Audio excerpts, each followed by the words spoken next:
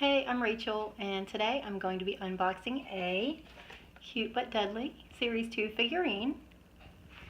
First, I wanted to weigh it because I saw that there are different weights that the different characters are, so I'm hoping that I get either Illidan or Tyrande.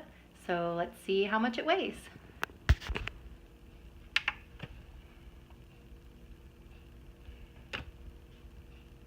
3.2 ounces.